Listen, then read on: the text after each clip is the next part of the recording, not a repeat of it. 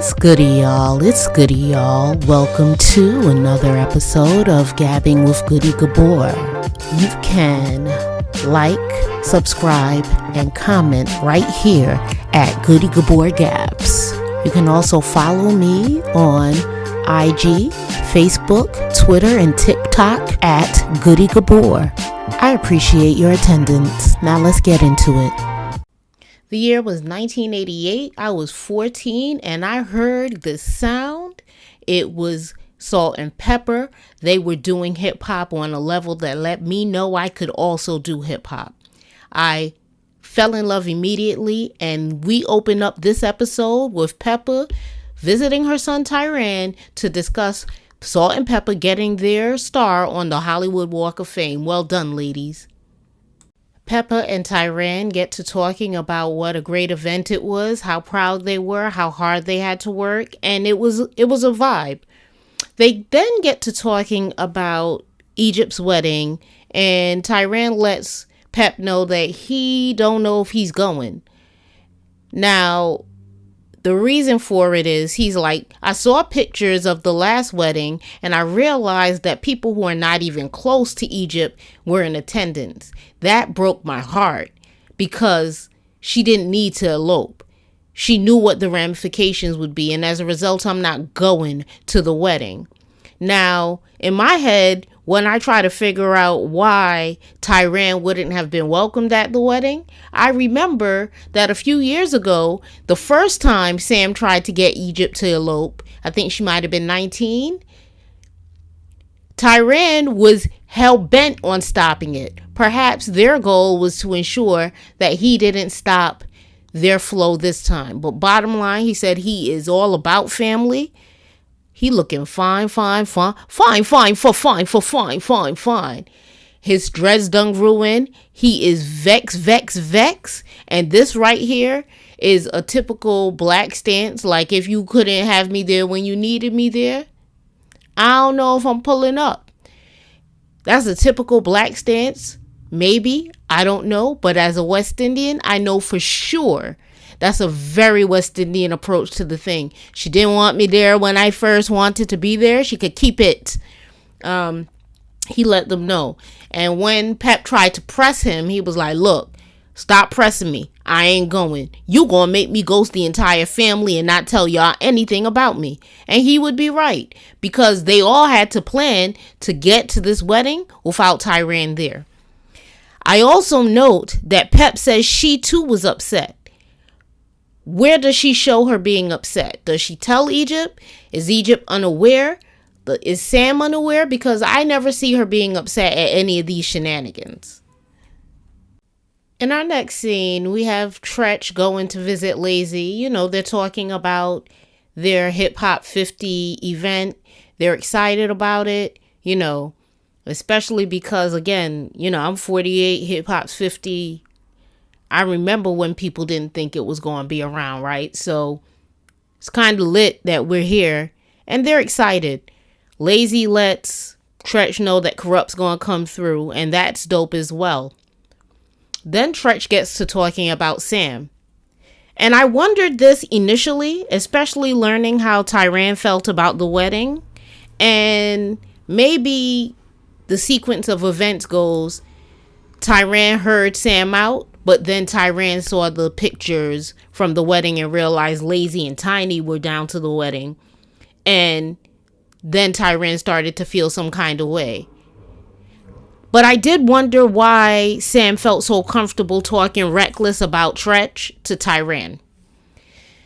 Although Tyran is not Trech's biological son, you cannot tell either of them that they are not father and son. So I was really wondering why Sam felt that comfortable. In this scene, we find out that Trech knows everything Sam told Tyran, and you know, Trech ain't happy with it.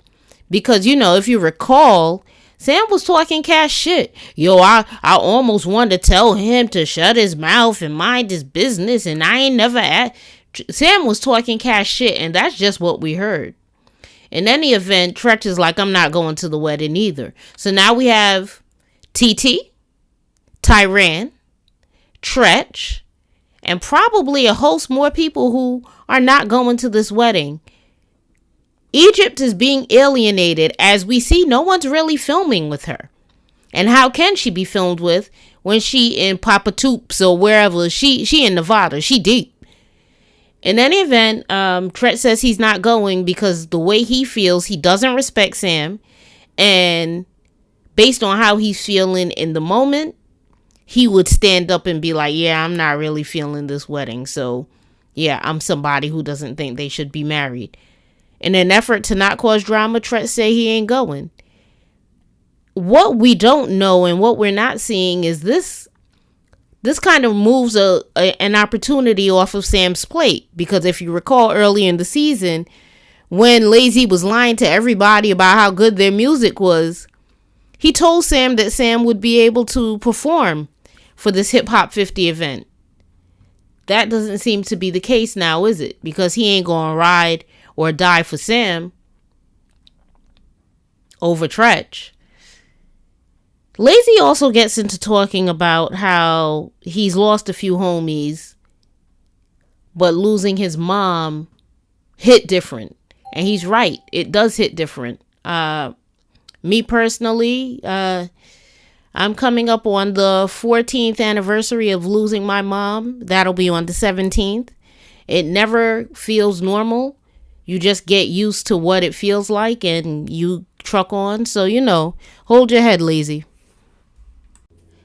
Tell me if it's just me, y'all, because is this only weird to me? Romeo's still on his apology tour, and this is where he will have his one-on-one discussion with Angela. They're meeting down to a salt cave. Dope. I love that. In another part of my life, I'm actually a high priestess. So I love the medicinal properties of a salt cave, spiritually, mentally, physically. I love it. But why does he have a book? And why is he laying down? And this is supposed to be him apologizing to Angela. Like, I know he said he's going to try something different, but it just seems weird. Is it just me? In any event, Angela shows up and they get to having their discussion. So Romeo immediately starts telling Angela that he didn't think that it was that serious and he doesn't know why she took it personal because it wasn't personal. However, the things he said about her were very personal. He said she rhymed with fussy, or he was calling her a loose woman, essentially. A loose woman, an influencer, and someone who was acting well below her stature in life. He was calling her a lowlife. And I'm not quite sure how he doesn't see that as personal. I'm also not quite sure what they cut out of this discussion, but they cut a lot out of this discussion because the apology didn't make sense. It didn't land for me. And it gives me the impression that the apology is insincere. In my life, one of my homeboys apologized for something that I was offended by. And I was talking to him yesterday, and he mentioned that he apologized even though he didn't think he did anything wrong.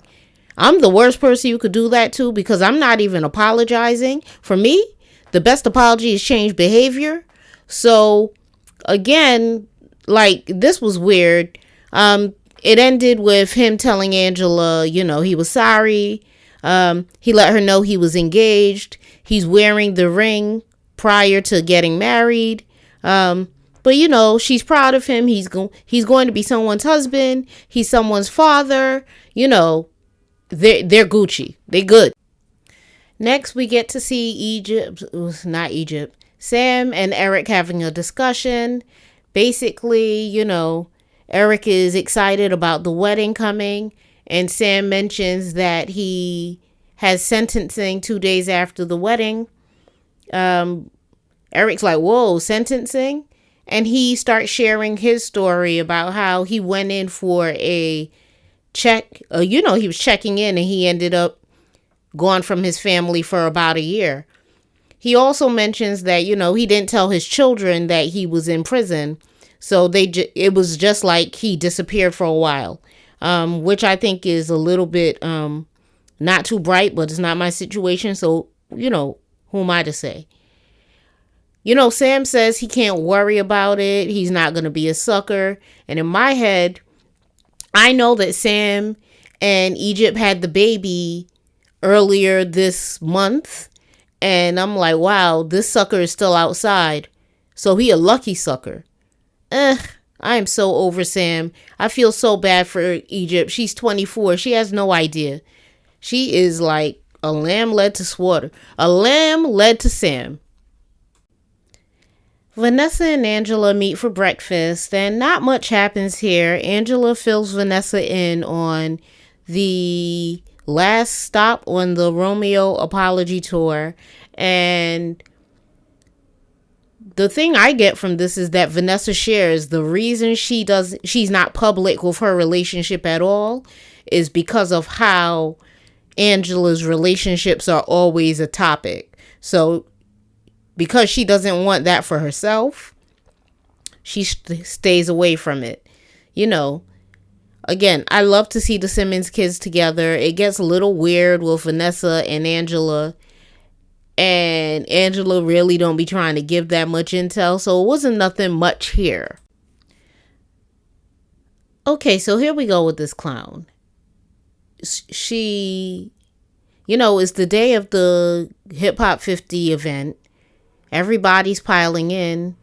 People are sitting down. It's a vibe, right? And she goes over to where JoJo and Eric and Aaliyah are. And, she's like, Bree's already starting with me. I don't know why she's talking to me if she doesn't like me and I don't like her. This gives the impression that Bree pressed her. That's one thing. Another thing is when Lazy showed that he had a boot on, she said, at least you're not wearing Tim's. That was shade towards Devin Haley. Right? So again, I'm not sure why Tiny felt she needed to be there. Maybe it was a production call. But everything with this chick is corny. She's corny. Corny bad. She corny bad. I said it. Yeah, she corny. So Sequoia hears what Cree is saying, and she goes over to Bree, and she lets Bree know, yo, she over there talking shit. Bree ain't for it. Bree been drinking, but that's not the thing. Bree is like, yo, I only said hi to her, so I'm not quite sure what the issue is. When Bree goes to see what the issue is, Cree's doing this weird, her idea of a read. I don't do drugs. I don't speak to people with liquor on their breath. All of this is weak. They are in a social setting. And most of the people there do drugs. Weed would be the drug. That's the one she's saying she don't do. She's just corny. Turns out all Bree said to her was hello, which I consider to be cordial. Bree was ready to run down on her, but Tiny was able to get Bree to fall back. And what people don't realize is for them to even be able to put Bree in a position where she fell back without spazzing, Bree has come a long way. But Cree is antagonizing and disgusting. And I hope this is her last season. As a matter of fact, a lot of them, this could be their last season because this ain't it. It's time for the performances. Devin Haley performs. Sequoia Haley performs. Twist performs. Twist killed it. JoJo and Lil Easy performed. JoJo's mic was muddy. You could tell he hadn't been on stage in a while. But that might be one of the only songs I heard during the show where I was like, oh, it's promising. I'd love to hear it. Corrupt performed. Trech performed. I understand that, Bone Thugs performed. There were performances we didn't see. I'm even thinking that Brie might have performed. All in all, I'm just happy that hip hop has made it this far. It's something I've loved almost my entire life. I'm a hip hop head. I have a podcast. I have a podcast labeled Termagant Talk. It's a weekly walk through the minds of two hip hop heads who happen to be women. I love this shit, and I'm glad we here still. Now for what I think is the most unfortunate part of the show. It ends with Egypt and Sam's official wedding. And, Tyran ended up going because Trech wasn't going. And I imagine in his head, he didn't want his pregnant sister to be stressed about the fact that no one showed up to walk her down the aisle. Trech absolutely didn't go, and he believes he made the right decision for himself. Egypt married Sam again. I think this is really unfortunate for her simply because she's a young woman. He's a controlling opportunist, and she is in this thing. They let us know that his sentencing has been postponed. I don't know what that means for him, her, and the life they have ahead of them. I'm not sure how Egypt's going to get out of this. Sam's not fitting to change. Trech finally realizes that Sam took advantage of a woman he knew was always going to be good. The season's done. I enjoyed it, but I enjoyed clowning it. I could do without a lot of them. I could do with more twist and more Brie. I could do with less Cree. I could do with more TT. I could do without Sam and Egypt because I think the more we see them, the more toxic it becomes because Sam wants the TV. It's done. We finished, y'all. We done. We ain't gotta do this no more. Bye. You will catch me. I am doing SWV and Escape, Queens of R&B. I'm doing Bel Air, but I'm doing Bel Air with my podcast co-host. I'm doing Harlem, but y'all ain't really feeling the Harlem over here, so I'm doing it with my business partner, and we're going to put it with our business, and I'll slide some over here for y'all. I'll be around. This Grown in Gospel looks interesting, so I'll tune into that as well. I'm around, y'all. I'm around gabbing, because that's what I do. That's what's goody. That was goody. Thanks for watching. Catch y'all later.